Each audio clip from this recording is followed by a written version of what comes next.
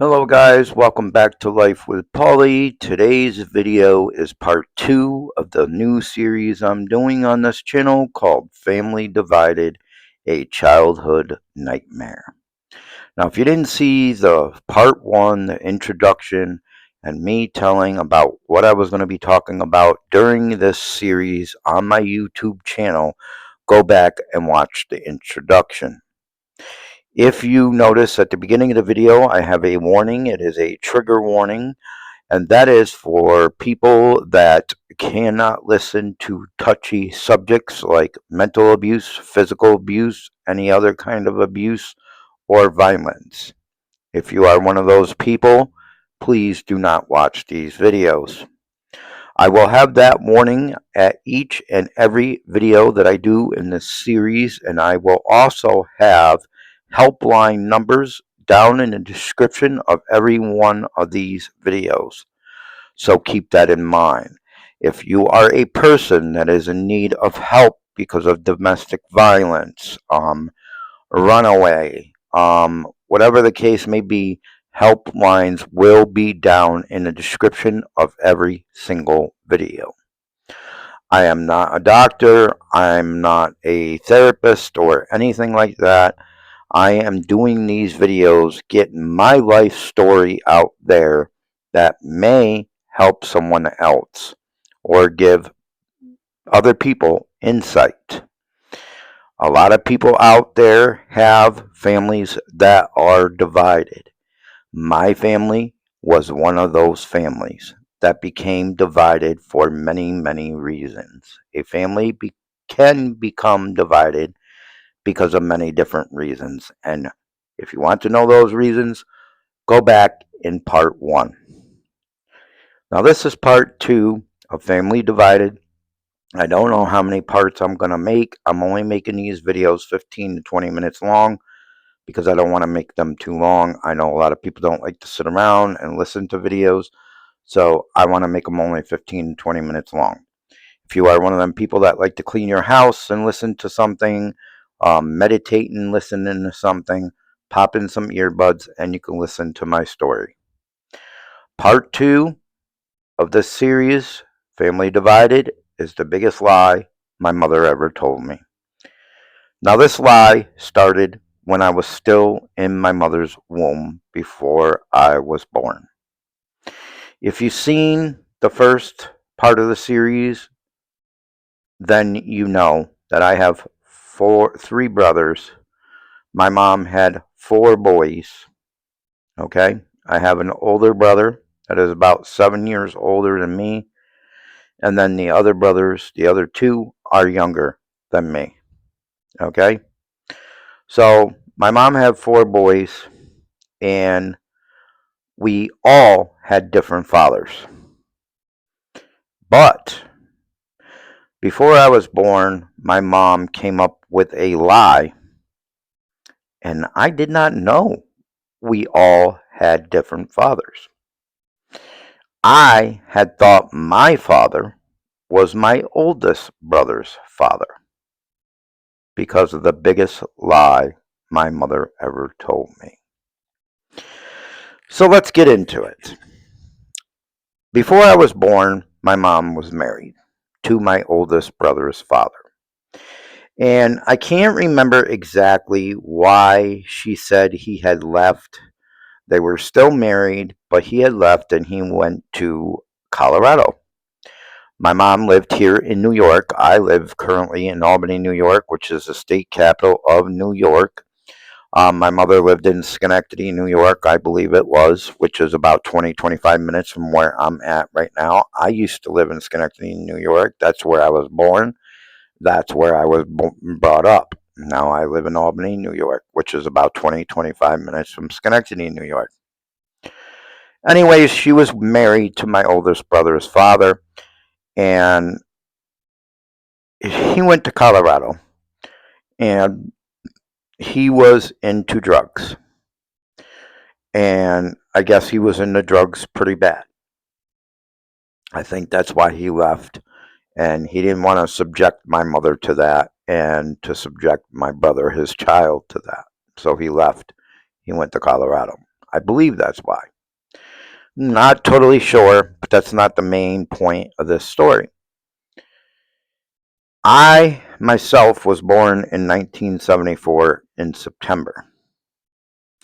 My oldest brother's dad ended up dying a few months before I was born in September of 1974.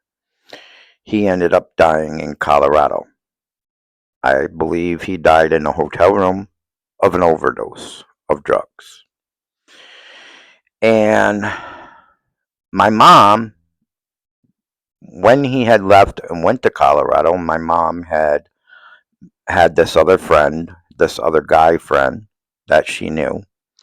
And while he was in Colorado, I guess she slept with her guy friend and she ended up getting pregnant with me.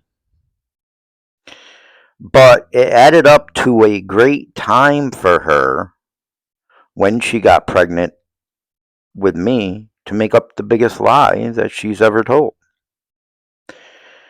What happened was, I guess she didn't really want to be with her friend. It was kind of like a one night stand thing. You know, she didn't really want to be with her friend. She didn't want to marry her friend. None of that. She didn't want to be boyfriend, girlfriend, husband, wife, whatever the case may be. But she ended up getting pregnant with me. And since my oldest brother's dad only died a few months before I was born, it was about the right time to where she could say my oldest brother's dad was my dad when he really wasn't. Her friend was my dad. And that is what my mother did. She had told me from the day I was born, when I could understand, she would tell me that my father was my oldest brother's father and that he was deceased. And I didn't have a dad. Now, in the meantime, her telling me this, throughout the years, she would see this friend that she had slept with, and I would see him, and he was always nice to me. He was always nice to my mother. Sometimes we would go to where he was at because he used to go to this place called OTB, which is off track betting on the horses, and he used to go outside and stand outside and talk to my mother and me. I used to be with my mother, and he used to give me $1 here, $5 there, say go spend it on something, whatever the case may be. And I thought he was a nice guy. He was a nice guy to me. But I never knew he was my real father. He knew it, and my mother knew it, but I did not. The reason my mother did this, as I was told, was so she could make sure me and my big older brother and herself was taken care of.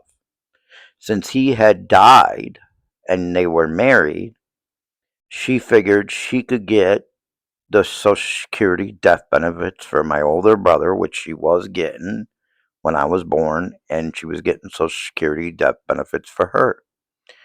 And she figured she would even have more money to make sure we were all taken care of if she made it so when I was born, he, my oldest brother's dad that was deceased, was on my birth certificate as my father. So she could collect the Social Security death benefit check for me also. So all three of us would be getting a check.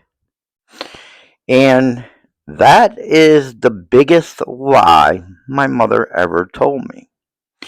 Do I have resentment against my mother for doing that? Yes, I do. And yes, I felt bad and I felt confused and I felt betrayed. And yeah, um, it was a terrible thing for me. Not only did I not know he was my dad, but I went through years of physical abuse by the men my mother chose. My own father never abused me or never abused anyone else physically, mentally, or any other kind of abuse. It was the men my mother chose two men that she chose. And those two men were my other brother's dads. Because, like I said, my mom had four boys. We all had different fathers. Me and my bigger brother always thought our dad was dead. And then my other two brothers, they had separate dads also. From me, we all had separate dads. Those were the ones that abused me. And I'm going to get that story in upcoming videos in this series. But anyways, how I found out that my dad was still alive at the age of 13. That is when I found out my dad was still alive, when I was 13 years old. And it blew me away. I had been going to school in Schenectady, New York, and there was these two kids in school. Their name was Michael and Calvin Mosier. And they used to get picked on all the time because they didn't really have that much money. Even though my mom got 3 checks for us, we didn't really have that much money neither. We lived in a apartment that went by your income, and and we didn't have that much money. We had to stretch our money, even though we had 3 checks. Social Security, death benefits, you don't get that much on that. We still had to stretch our money. But these two kids in school, they used to get picked on all the time because they lived in the same apartment complex that we lived in. One that went by your income. It was basically for poor people. And there was these two kids in school. They used to get picked on all the time because they didn't have clean clothes. They would always wear dirty clothes to school. They looked dirty. They smelled. And everybody used to pick on them. I never picked on them. I always stayed to myself, did my own thing, and I never picked on them or anything. I would talk to them and say hi to them here and there, but that is it. And one day, Michael Moser came up to me and he goes, "Do you know you're my cousin?" And I'm like, "What are you talking about?" I was like, "No, I'm not." And he goes, "Yeah, I'm your cousin." He goes, "My mother is your aunt." And I was like, "What are you talking about?" I thought this kid was just insane. And he goes, "Yeah, my mother is your aunt." He goes, "I could prove it to you if you come to my house after school." He goes, "My mother is your aunt and your father is Stan Mosier." And I was like, "What are you talking about? My father's dead." And he goes, "No, he isn't." He goes, "Your mother lied to you." And I was like, "Okay." So I made the plan to go with him after school. And I went with him after school to his apartment. And his mother was there. And I asked his mother. His mother's name was Mary, I believe. Mary Mosier. And I asked her, I said, "Is this true?" I said, "Are you really my aunt?" She goes, "Yes, you're really my aunt, and the story is true." And I said, "So my father really is Stan Mosier, and he's alive?" And she goes, "Yeah." And I was just flabbergasted at what I was hearing. I couldn't believe it. So I sat there for a while, talked to her, and then I decided to go back. I decided to go home, and I went home.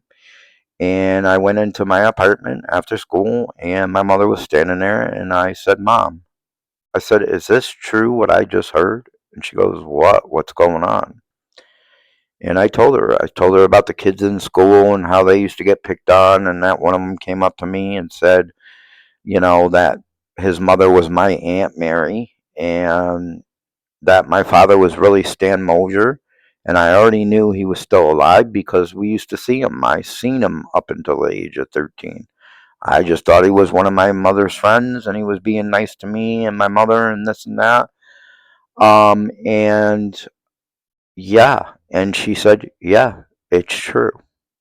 And I couldn't believe that she had told me that lie for all them years. 13 years. Now, my father also knew that he was my real father. He knew. And after the fact, we went to see him again, and my mother told him that I found out that he was my real dad. Now, during this time, too, that I didn't know he was my father, is a time that I was getting abused. Most of the time, abused physically, like beaten and mentally screamed at and stuff like that. So was my mother by my brother's fathers, or one of my brother's fathers, anyway.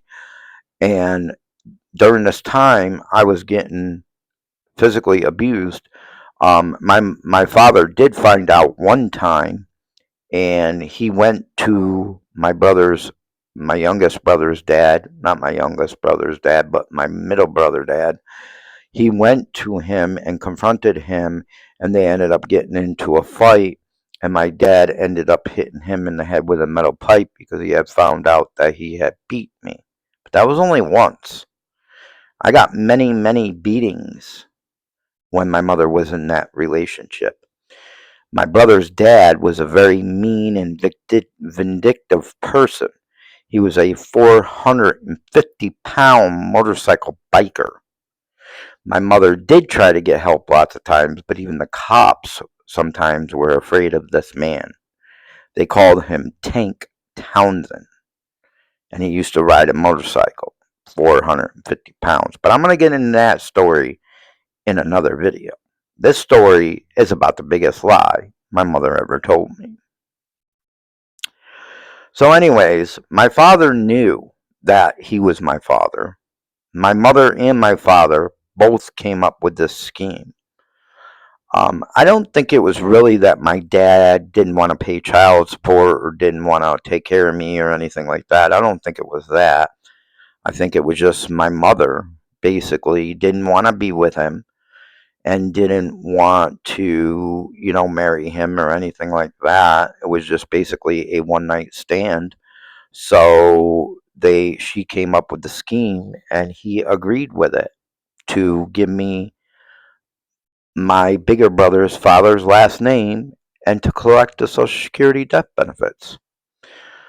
Um, and that's how my life was started. It was all started with a lie.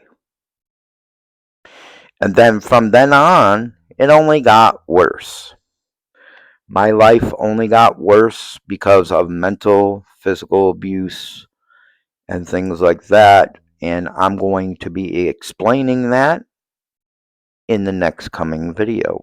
So you're not going to want to miss that video.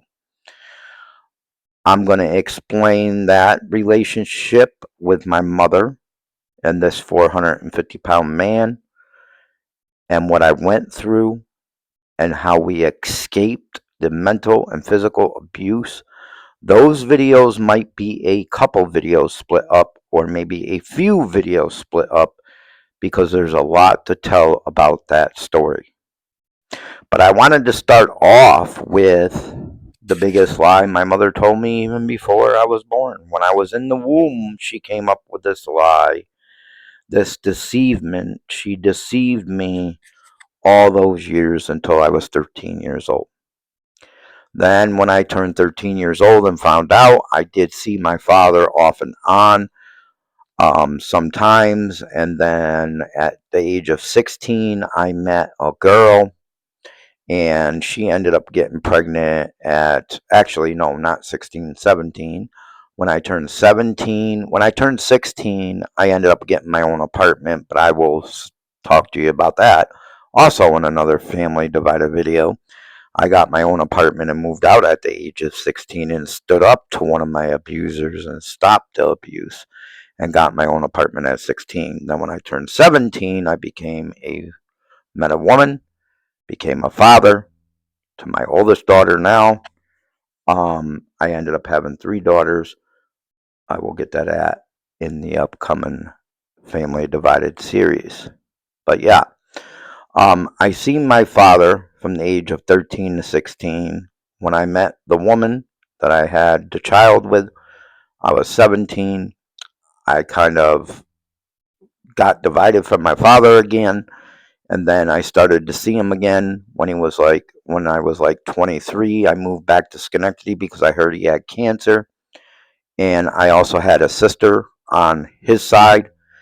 And that's another thing, too, that I'm going to be talking about.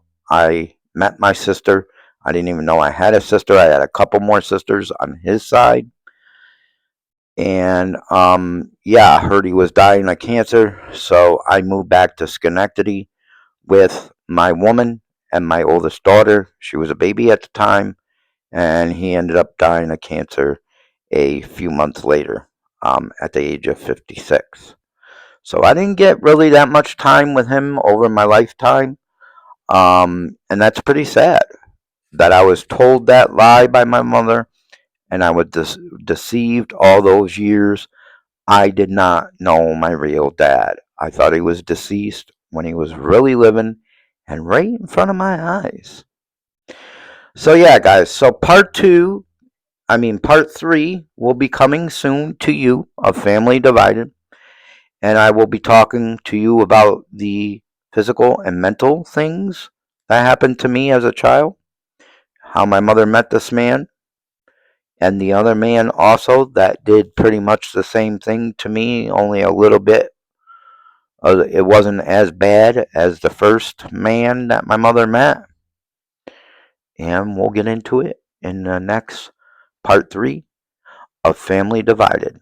If you don't want to miss these videos, go down below, hit the subscribe button, the all notification bell to the right hand side so you know when I upload a video. Also remember, there are helplines down in the description down below. If you're in a situation of domestic violence, runaway, or you need some kind of therapy help because you feel like you want to do something to yourself, we all know what that means. Helplines are always in the description of these videos. Stay tuned for my next video. Much love to all.